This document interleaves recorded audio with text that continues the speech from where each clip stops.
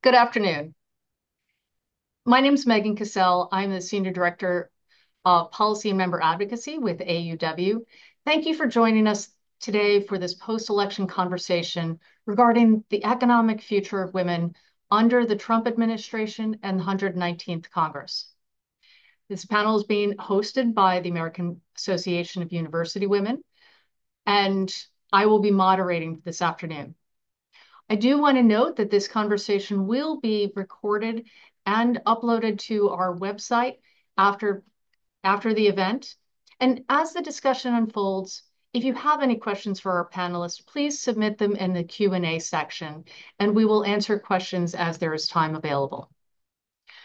Today, we have an incredible panel joining us to talk about the challenges faced by women in the current faced by women and the current political environment and what we can expect and hope for under the next administration.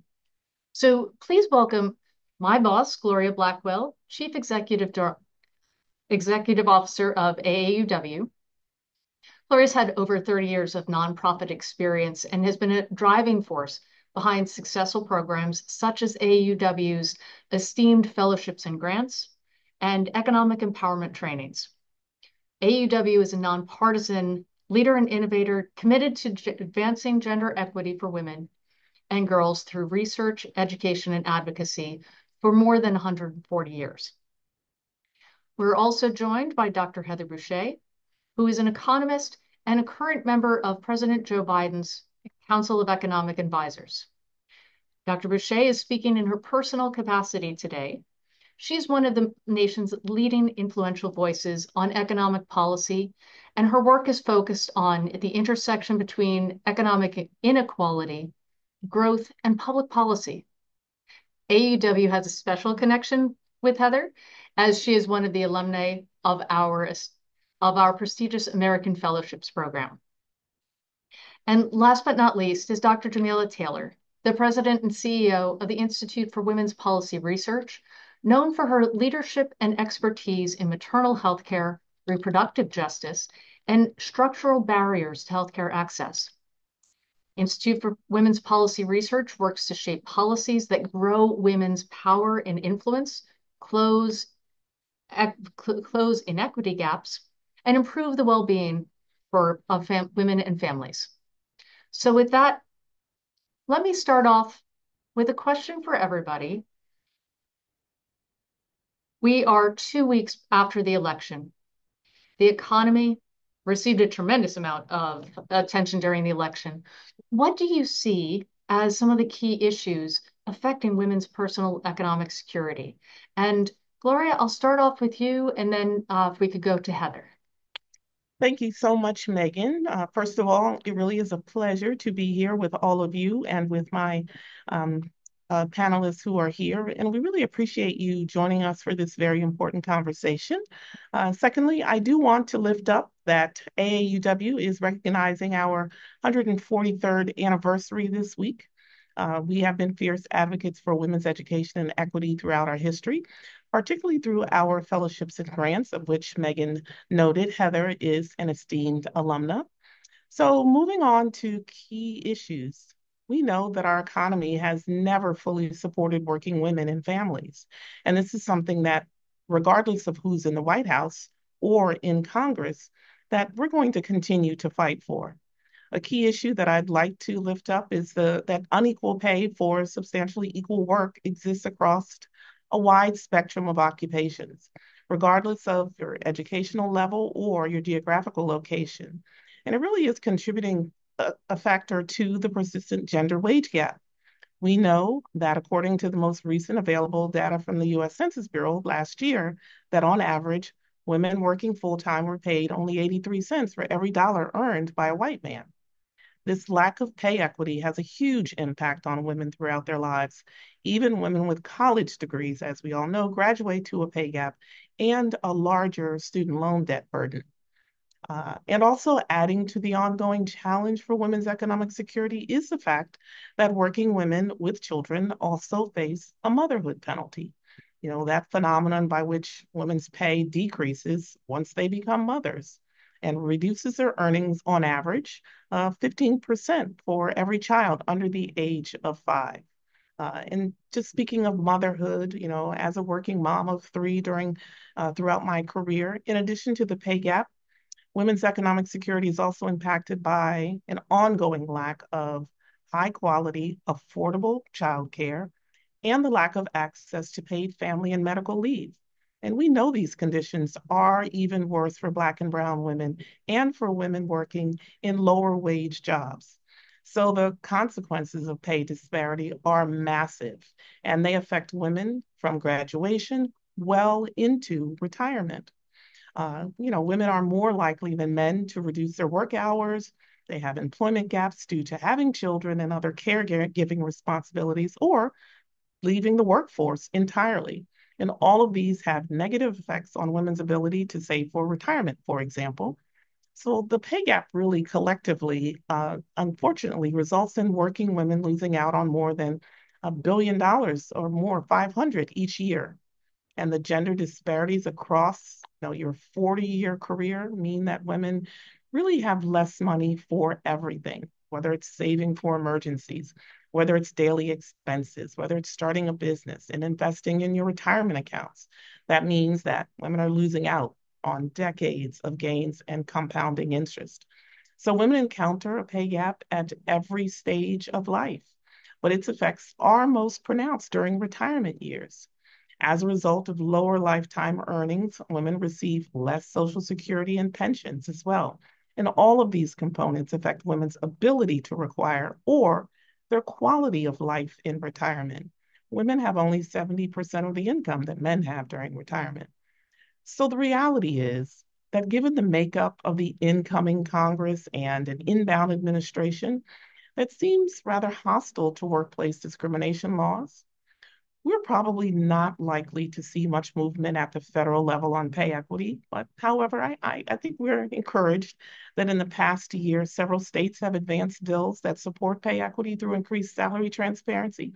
And they also voted on ballot measures to provide paid leave to more workers. So that's encouraging. Heather, if I turn this to you, you've done a lot of work in this area. What do you see as some of the key issues? Well, it's a great question. And thank you, Megan, and thank you, Gloria. And it's great to be on this panel with you, Jamila. And also congratulations on your leadership role at IWPR. So excited about that. I'm going to just take one little point of personal privilege. Getting an AAUW fellowship changed my life. It was truly transformative, and I'm just eternally grateful to the organization and to anyone on the call who has supported the organization or the fellows program. It made it possible for me to get to finish my PhD and to launch my career. So deep, deep gratitude. Thank you, thank you, thank you. It helped this woman's economics. Basically, that's what I'm trying to tell you. So with that, I mean, let me go over to the economics. And Gloria has done a really great job of outlining some of the challenges that women face in the workplace.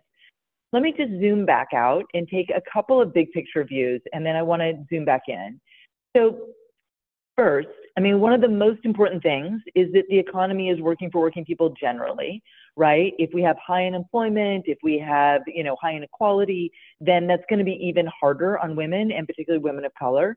And so job one is to get an economy that gets as close to full employment as we can, that gets, jobs being created, and that wages are growing. And so I think one of the really important things over the past few years is that we were able to get our economy to recover quickly from the pandemic and from all of the challenges that were thrown at it, all of the supply chain challenges, the war in Ukraine that upended global energy prices, and all of that. And so that has certainly created this robust labor market, and women have benefited from that. We have seen that women's the labor force participation rate of women who are in those years where they tend to be in the workforce between 25 and 54, those hit record highs over the past couple of years in a number of different months. So time and time again. I think the last one was over the summer, I think in August. And so that certainly is one sign of the economic recovery, that the unemployment rate was gotten down, that People came back in the labor force, and particularly women came into the labor force, those women who are out there supporting their families. So that's really important. And of course, we've seen overall wages have risen. They've outpaced inflation for, I think, 17 months now. But don't quote me on that. It might be 18. I can't remember if that was last month's number. This month, we can fact check that. But certainly that strong economic recovery is the foundation. However, one of the things that I have noted every month when the jobs data has come out is, what does the care economy look like?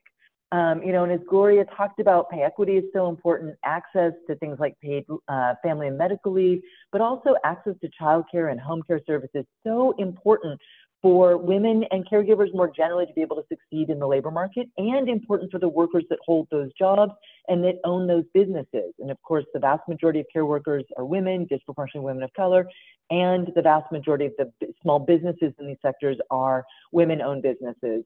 And again, disproportionately women of color owned businesses. So when you look at the care economy, there are some lights that continue to flash yellow, if not red. I think we've had this long-standing challenge in care, but when you look at the recovery of jobs in childcare and in nursing and residential care, which is the category that includes the home care workers, you see that the good news is that they've come back. Childcare workers have come back relative to where they were pre-pandemic, but nursing and residential care has not. They're still a little bit below where they were pre-pandemic. So who is caring for America's aging and disabled? Like what is happening in those workplaces? But then the pace of jobs for both those kinds of care jobs has been slower than the overall recovery in payroll employment. So what that means is that we are still in a deficit of access to care. And one of the things that is really important, I think, to ground that part of the conversation is that in order for people to get to work, and we saw this so clearly during the pandemic, people need access to care. It needs to be safe, enriching, affordable, but it also just needs to literally be there. You need that supply. And so I worry that, as women around America are looking at their personal economic security, they are spending a lot of time worried about whether or not their child will be able to get into the child care facility because there's not enough availability, or what they're going to do with an aging mother or father who needs a little home health aid help. That's a lot of H's, or needs to be in a nursing home. So I worry a lot about that, because those really robust numbers of labor force participation, those only hold up if America has a robust care infrastructure. So first things first, you've got to get the economy up and running. You've got to get it to full employment, but then you need to make it possible for women to succeed. And there's a lot of things we need to do, but I'm wearing my care pin today, as is Dr. Taylor. And so I just wanted to start by focusing on the care piece of it, and we can go into other aspects if you'd like, Megan. But thank you. No, and I greatly appreciate that. I'm sure I'm not alone when saying that dealing with elderly parents, dealing with care economy issues, it's something that impacts many of us so personally. Before we dive into some of those issues, though, Dr. Taylor, let me ask you from IWPR's perspective, are there key issues that we want to tee up? Yeah, absolutely. Well, first off, thank you so much to AAUW for having me here today. And it's always great to be on a panel with both Gloria and Heather, two women that I greatly admire in this space. And so my colleagues have already done a fantastic job of giving a really deep dive into these core issues that impact women's daily lives. A piece that I will bring into the conversation is also access to healthcare, right? And so, as mentioned, during the opening, I am someone who enters this space, having a long career focused on reproductive justice and health equity issues. And certainly reproductive justice is at the forefront of our hearts and minds, particularly when it comes to access to abortion, which I'll talk a little bit more in depth about later in the program. But I also think we need to take a step back and think about the broader threats against healthcare, both health insurance coverage. We know that this is an administration, an incoming administration, who has used, sort of this focus on dismantling healthcare, particularly under the Affordable Care Act, as part of its platform. And then also the fact that, we have made so many gains under the Biden-Harris administration when it comes to making healthcare more affordable for families across this country. And quite frankly, I am very concerned about us rolling back, the gains that we've made in that area in particular. Paying for healthcare, access to healthcare, health insurance coverage are all very key aspects of a family's ability to have economic security, for a family's ability to have access to the healthcare that they need, for workers to show up as their full selves. Both in terms of access to mental health care, physical health care. So it's really a broader aspect to, some of these key issues that we've already gone over today.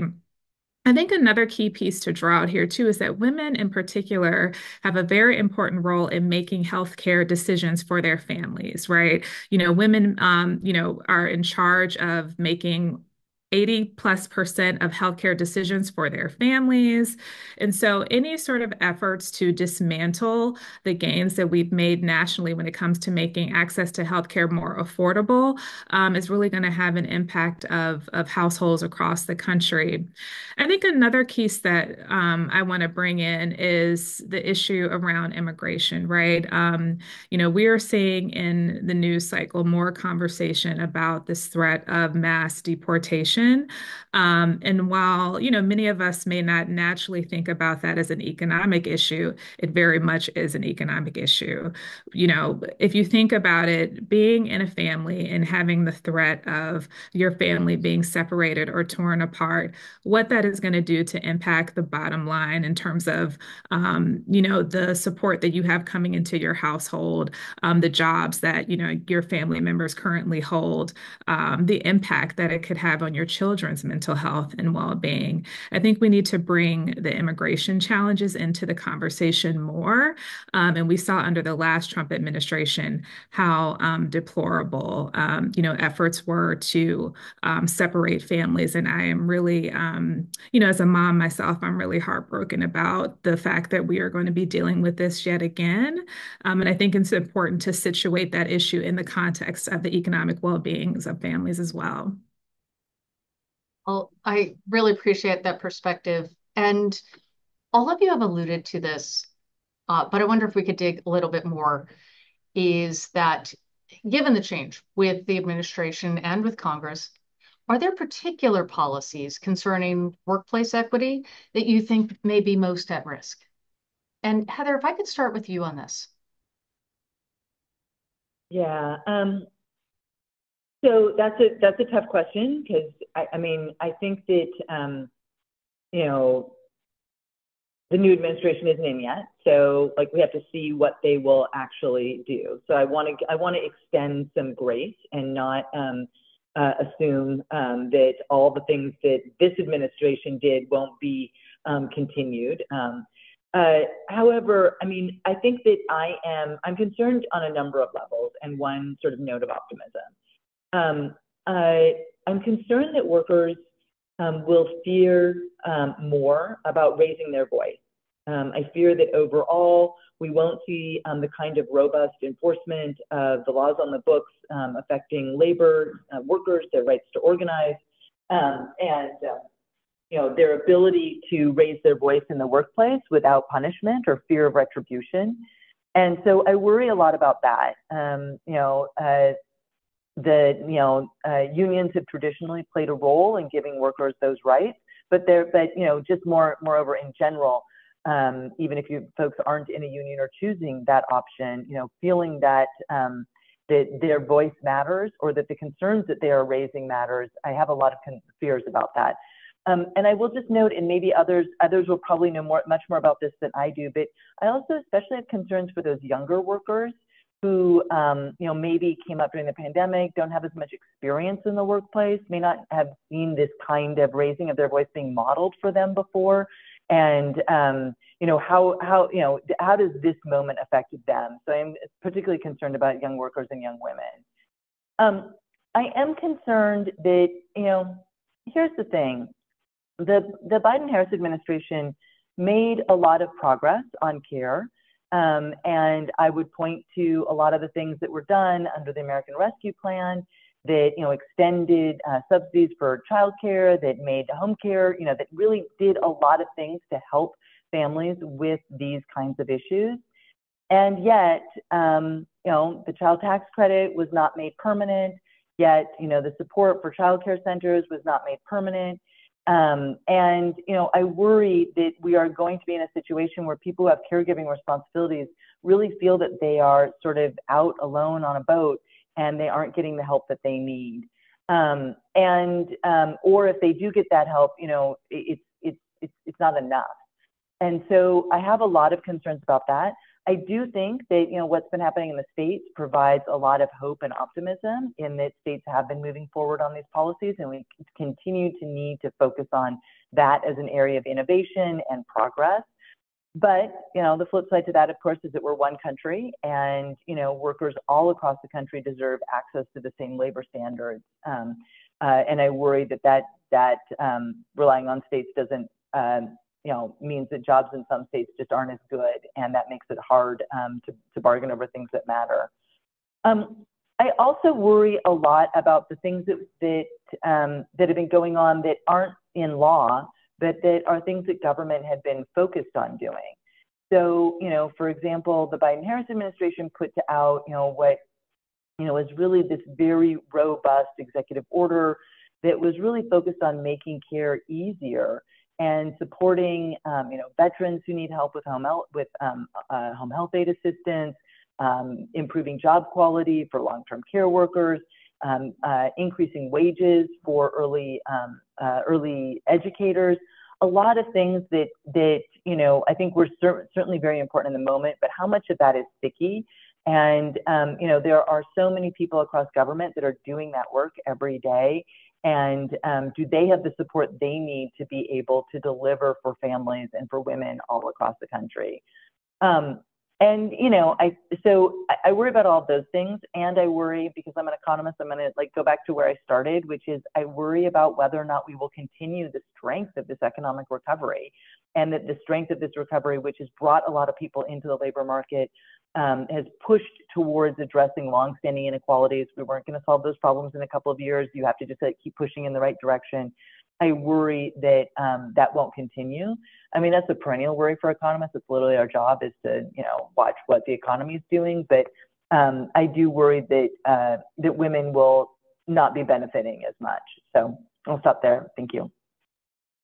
Well, I appreciate the thoughtfulness of your answer. Both Dr. Boushey, Dr. Taylor, you both mentioned the care economy, and somebody was asking if you could elaborate on the care pin, the meaning of your care pin. Oh, Heather, we lost your sound for a second, but Dr. Taylor, Sure, absolutely. Sorry, trying to navigate finding the unmute button. Well, thank you so much for that question. And the care pin was gifted, I think, to both me and Heather by a fearless advocate of the Domestic Workers Alliance. Her name is Ajin Poo, and this pin represents not only, sort of some of the topics that we've talked about today in terms of the care economy, but also valuing care workers who are really helping to drive so much innovation and forward movement in the economy. And so I think it was only fitting that we wore this pin to show solidarity and support for those workers and valuing their much needed work. well, I appreciate that. I want to switch things up based on a couple of things that people have, that you've all been mentioning, is that there are certain groups of women who've been experiencing economic recovery differently and experience our economy differently, especially women of color, LGBTQ women, women with disabilities. They all face compounded economic challenges. And Dr. Taylor, if I could start with you, but what do you see as either policy challenges or opportunities in the year ahead, and how are we supporting women with intersectional identities? Yeah, absolutely. Thank you so much for this really important question, Megan. And, it's hard for me to think of opportunities in this moment, if I can be honest and upfront about that. Particularly when we think about, marginalized communities and the challenges that they're already facing in this country, whether it's, from an economic standpoint, we've talked about healthcare access, a whole host of challenges. And so, quite frankly, I'm very worried about, sort of what lies ahead. I do want to take a step back though and contextualize this a little bit. 89% of Black women voted for Vice President Harris. 53% of white women supported Donald Trump. I do think it's important to, sort of talk about where we see these demographics play out when it comes to what lies ahead in terms of a second Trump term. At IWPR, we are really intentional about, centering women of color in our work in ways that is important to intersect both issues around the economy, healthcare access, and also race and gender, right? And so we know that, particularly for women of color, they experience discrimination, both from a racial and ethnic perspective, and then also based on sex. And so that means that in society, these communities tend to experience, challenges that other communities may not. And so, even as we talk about the different policy opportunities, I think it's important to recognize that opportunities and challenges don't impact all women the same way. Um, and also want to take a little bit to talk about, the higher rates of poverty, right? And so, yes, I see the comment, misogynoir is real, absolutely. And if you think about issues like poverty, for example, again, access to healthcare, we know that women, particularly women of color, tend to have more challenges, when it comes to, accessing economic opportunity in this country. Gloria mentioned the motherhood penalty earlier in the program. So knowing that women who are mothers, they also, have issues. They don't have as much earning potential as those who are not mothers, when it comes to the jobs that they take on and their ability to earn more. So all of these are the result of, systemic inequality, right? And so that means that our policies can sometimes translate in ways that harm certain communities, largely marginalized communities. I also want to bring back in the conversation of immigration, which I mentioned earlier. And for me, immigration, particularly when we think about the impact on women and families, is also a reproductive justice issue.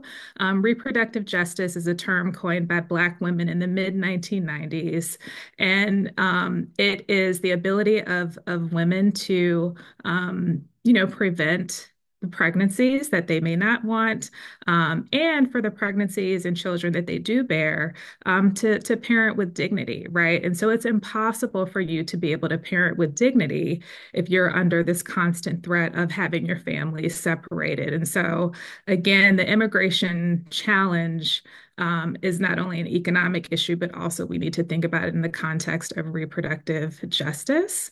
So those are just some of the issues, again, that lie ahead. But to be quite honest, thinking about my organization, as well as others that we're partnering with in the broader gender equity space, it is keeping me up at night, thinking through how we need to take a step back and contextualize these issues and how to think about protecting, the gains that we have made so far.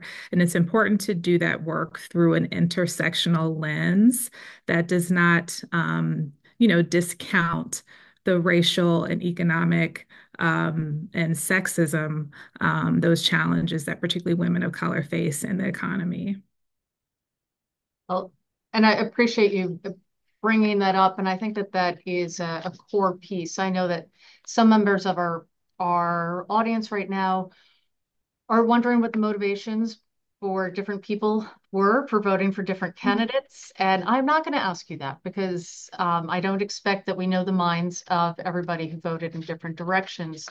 And it will be a challenging environment going forward. Gloria, I want to come back to something that you were talking about the gender pay gap. And are there areas that have shown promise, or is there a role for the states if we anticipate challenges at the federal level? Thanks, Megan, and thank you, Jamila and Heather, for lifting up so many key issues that really need to be on the table. Talking about pay equity, it's been apparent for decades that we need a comprehensive set of policies to fully address the gender pay gap and, all of the other inequities within the care economy. That includes strengthening provisions of the Equal Pay Act so that more women can actually use the protections that the law is intended to provide. But as we have noted multiple times during this conversation, given the makeup of the incoming Congress, there are some federal bills that AAUW supports, such as the Paycheck Fairness Act, that may certainly continue to face obstacles and hurdles in moving forward.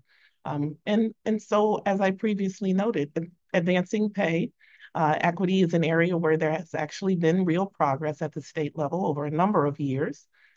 We really do see it as a viable mechanism to continue to support women's economic security moving forward. It really is optimistic that we're seeing more states enact laws to increase, for example, salary transparency, which helps women when negotiating fair salaries. We're also seeing more states move to increase the minimum wage. So these are substantial areas for impact on women's livelihoods that really need ongoing momentum at the state level if we're going to realize really any progress over the next few years. Because when we think about the election, it really showed us that we need an economy that works for all people. And to that end, it really is essential that we have a comprehensive paid leave policy at the federal level that does support all working women, not only those in full-time positions. And paid leave allows women to recuperate after childbirth or care for an aging parent. This is a critical policy. And also perhaps at the federal level, this is an area where we might see progress. Last year, the House launched a bipartisan paid family leave working group, which released a framework for policy ideas. So, these ideas include funding to states who want to set up a new paid leave program, helping states with existing programs share their best practices with other states, and looking at novel ways to incentivize businesses to offer paid leave. So, in that arena, AAW really is sort of cautiously hopeful on that front. So those are the key ones I think that are important to lift up. Megan, can I follow up to Gloria's Please one? do. Yes. And just wanted to say too, I mean, I think there is so much promise when it comes to, us, sort of taking a step back strategically and looking to the states for opportunities on these core issues. One thing I wanted to lift up, from IWPR's perspective is that next spring we'll be launching a new tool, the State Policy Action Lab, which will house a number of resources and data for those that are interested in taking a step back and looking closer at, some key indicators and issues that impact women and families, at the state level. And so wanted to offer that as a resource for folks to be on the lookout for coming from us. And then we'll also be certainly, in sharing those resources, not only to advocates, scholars, and others that are interested in our issues, allies, which is critically important to work closely with our allies moving forward. But we'll also make sure that we get these resources into the hands of policymakers. So I do want to offer that as, a glimmer of hope. I don't want to be all doom and gloom in this setting today, but am quite hopeful about the opportunities that we have at the state level. And then one more thing, if I may, sort of bring into the conversation is the fact that when it comes to reproductive rights issues, we did see reproductive rights on ballots in about 10 states. 7 of those 10 states actually passed measures to expand reproductive freedom, even in a state like Missouri, which had some core restrictions on abortion care post Dobbs. And so just wanted to lift that out as, again, as, sort of positivity, coming out of this election cycle. And even in a state like Florida, where we actually saw the ballot measure fail, we did have, I think it was like 56%, if I'm not mistaken, or 57% of people support the ballot measure to expand abortion rights, although it was just shy of the additional 3% that was needed for the 60% threshold to pass. And so there is some positivity coming out of this election cycle, particularly when it comes to issues that we care about, that we know are central to women's economic well-being. I, I appreciate that. And by the way, I know that folks will be very eager to hear more about the State Policy Action Lab when that is released. Did you say that would be released in the spring? Yeah, so we'll be released in the spring. And so we'll be sure to make sure that we get that information out to you all. Something, Heather, you mentioned was that many young women may not have seen modeling of raising their voices, and in an environment like this where there may be challenges. I know that when we've all spoken before, we've talked about the importance of organizing and working together. And I'm wondering, Gloria, as the head of a membership organization, if you'd like to start off, but I'd like to get everybody's perspective on where do we go together? Great. Um, thank, Thanks, Megan. It's really key when we talk about, the skills or the experience or the lack of experience, right, that these upcoming generations, may have had, and what needs to be put out there in order to strengthen them. And so, thinking about the election, all elections demonstrate the importance and the real need for people to come together and organize, right? AAUW's advocacy continues to be a really important strength, and our affiliates and our non-member advocates are really, the key indicators of how we are going to be moving our policies forward. And a key aspect of our advocacy really is education. So when we talk about education, it really is about informing those, generationally and young voters and voters across all demographics. So it's education, informing people on the issues that are paramount to safeguarding and advancing women's economic security, as well as, utilizing our outreach to the Hill through our 2-minute activists. We provide our affiliates and everyone across our country with tools and resources.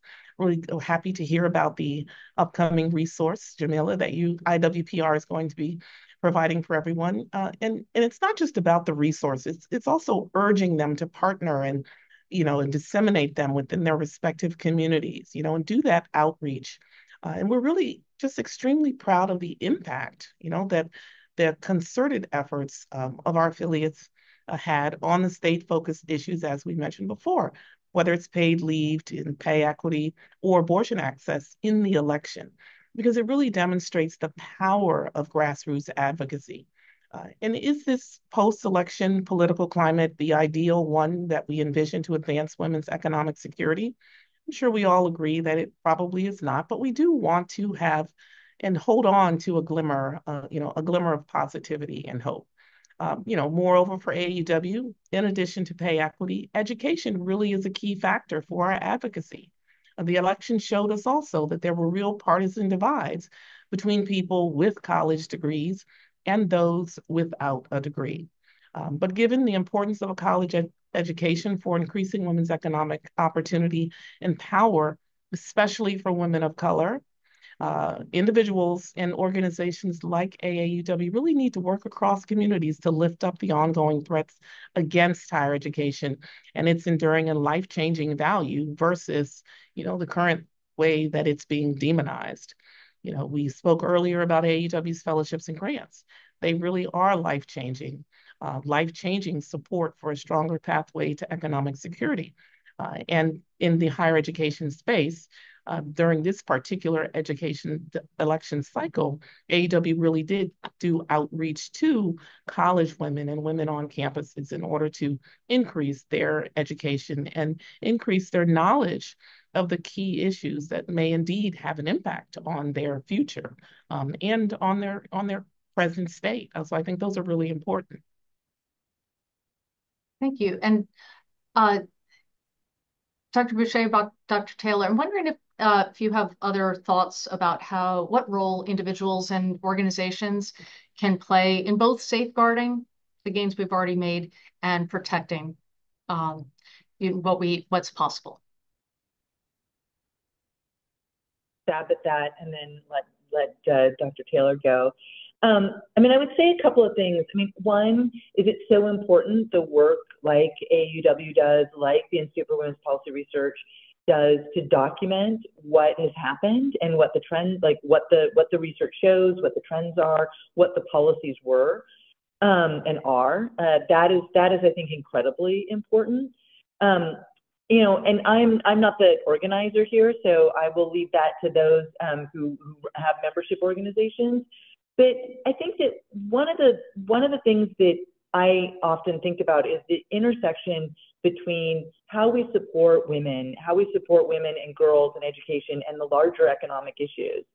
So, Gloria, as you were talking, I was thinking about how hard it was to ensure that there was enough state and local aid in the American Rescue Plan, because we had learned this lesson during the global financial crisis, where we did not support state governments and local governments, and you saw that staffing fall over time. And that affected, you know, women all across the country. It affected everyone, but it definitely disproportionately probably affected women, particularly the roles in education and healthcare and the jobs that women have and the services that they provide. But being able to make sure that those institutions were made whole then, of course, makes it hopefully less likely that this time around there will be cuts to college budgets that lead to higher tuition, because the states won't be as fiscally constrained, or weren't as fiscally constrained during the pandemic. So think about connecting those dots and helping us all understand that.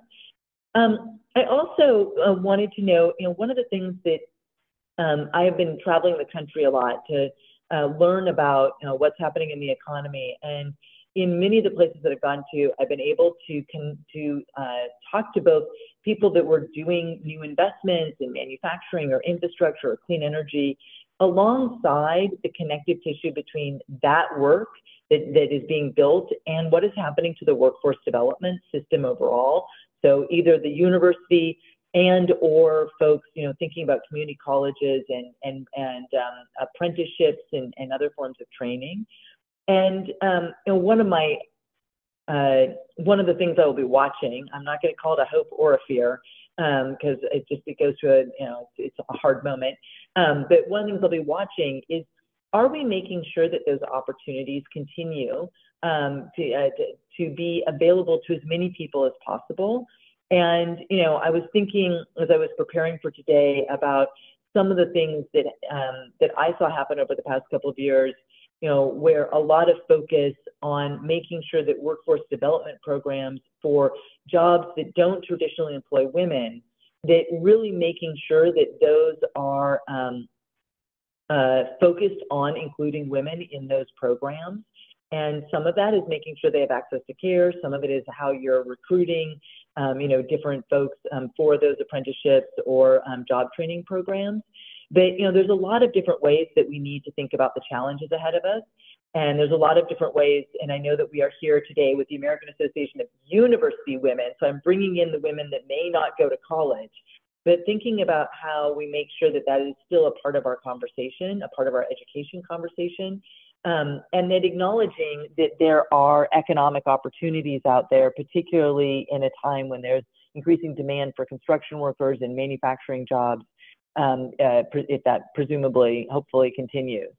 So wanted to throw that out there as other places to think about how we bring people together. Yeah, and just to piggyback off of all of the wonderful things my co-panelist has said, I think, bringing people together is going to be really central moving forward. I have personally seen the power of women coming together and organizing in moments like this. And so that is what gives me so much hope. And I know the power that lies in the ability to organize. From IWPR's perspective, it's going to be very important for us to um, hold true and continue to produce rigorous research when it comes to these issues, but also making sure that that research is translatable and accessible to broad audiences, right? And so my vision is that, having our materials and publications, be used for folks that are on the front lines organizing around these central issues. And so we are thinking about what that looks like moving forward, over the next, 4 or so years, and how we can be of service, I think, to those that are organizing on the front lines. We will continue to, sort of publish, our wonky, lengthy reports, of course, because we still have an audience for that. But I think it's just really important for us to also make sure, that our soldiers on the front lines have access to the information they need in order to build powerful campaigns over the next 4 years. And so that is something that's going to be really important for us moving forward. Working in coalition and across the women's rights community is really central to our work on any day.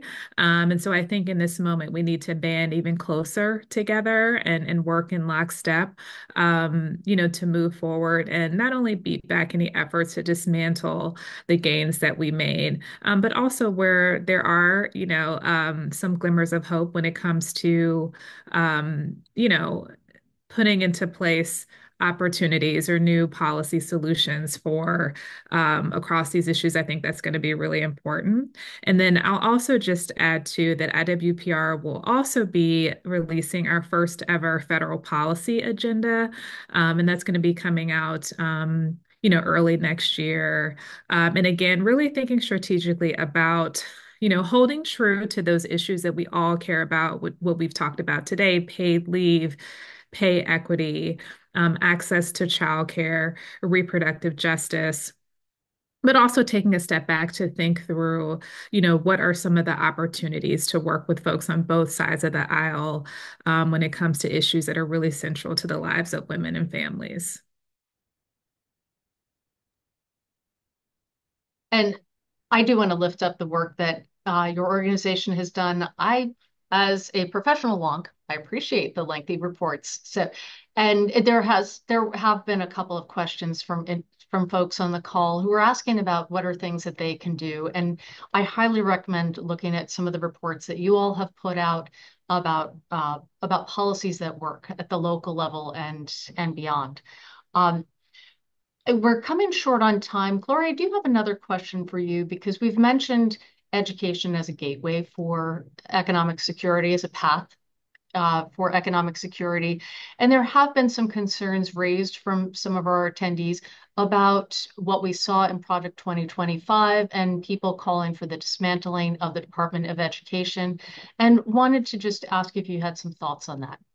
I think, given just quickly, there are concerns about the proposals from Project 2025 regarding the various ways to disrupt the Department of Education. Earlier today, I had a conversation about that particular issue.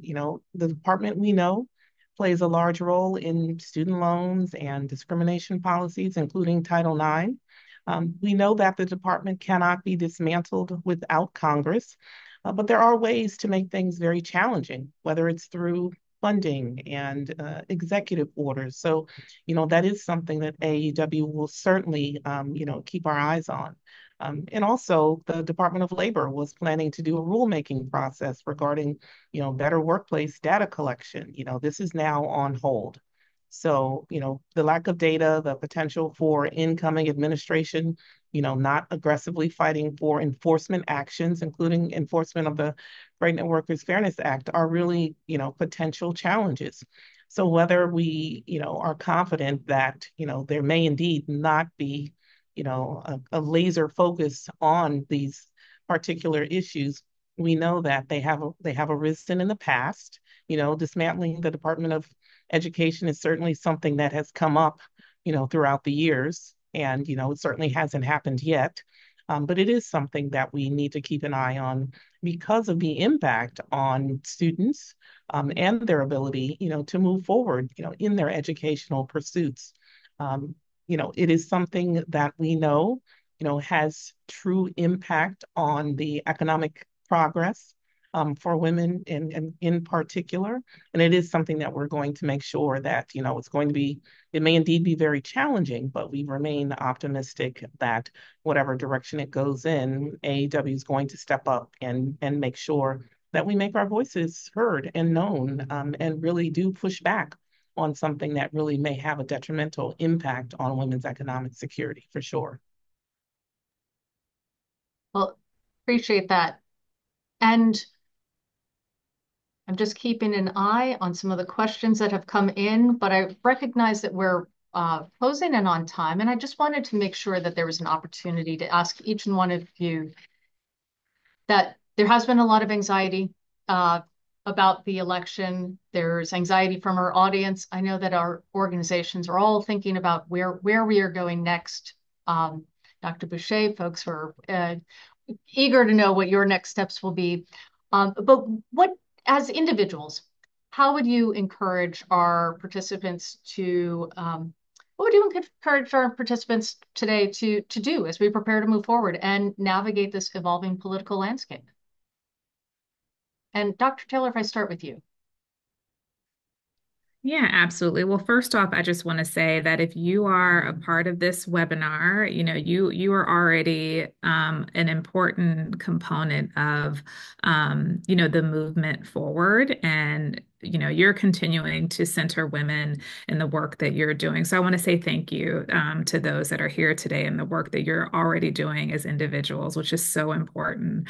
And I think that it's important for all of us to continue to work together and to be in lockstep on the way forward. As someone who, was also working in a national think tank during the first Trump administration, the thing that kept me going was really the opportunity to work with other allies and like-minded individuals in these spaces and be supportive to each other, even if it's not particular to the work, just checking in with your colleague to say, how are you? Are you okay?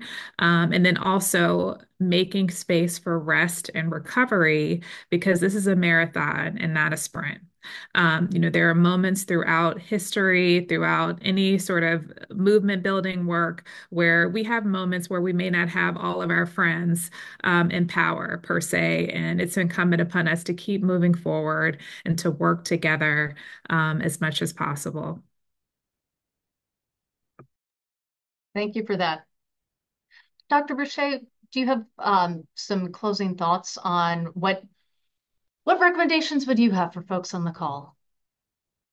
Well, I'm going to echo what Jamila said, that, if you're on this call today, you are already, informed and able to take action. I think that's really, really important.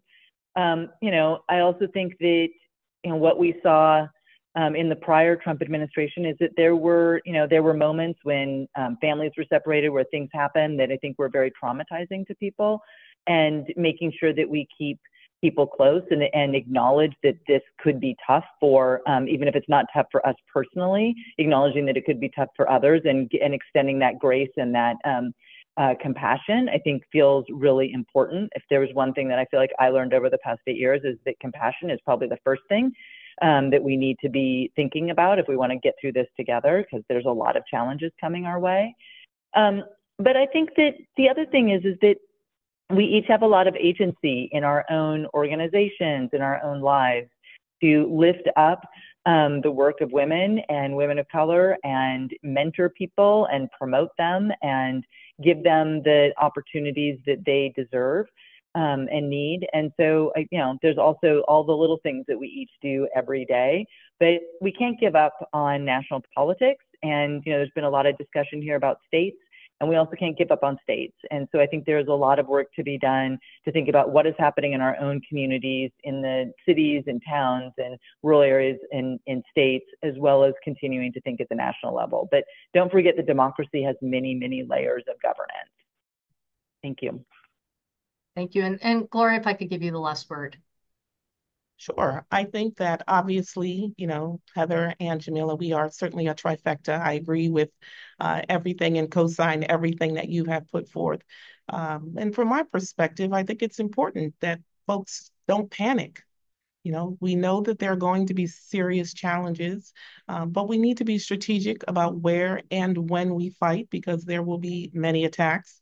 And we may very well have some setbacks, but it's important for us not to lose hope. I think that is something that for everyone who is on the call, we shouldn't lose hope. We women are powerful and we have powerful organizations and institutions that really do have our backs. This really is a time that it's so important for us to get involved, especially at the local and state level. That's where change actually has been possible, and that's where change is possible. As the iconic Martin Luther King Jr. declared, the arc of the moral universe is long, but it does bend towards justice. So please don't give up the fight. And thank you so much for being here with us today. I can't think of a better way to end on that note. Let me extend my thanks to all of you, Dr. Jamila Taylor with the Institute for Women's Policy Research, Dr. Heather Boushey, noted economist and esteemed alumni of our American Fellowship Program, and Gloria Blackwell, CEO of AAUW. So thank you all for being here. Thank you for everybody who has been with us for this conversation. Just a programming note, this conversation has been recorded. We will send this out to everyone.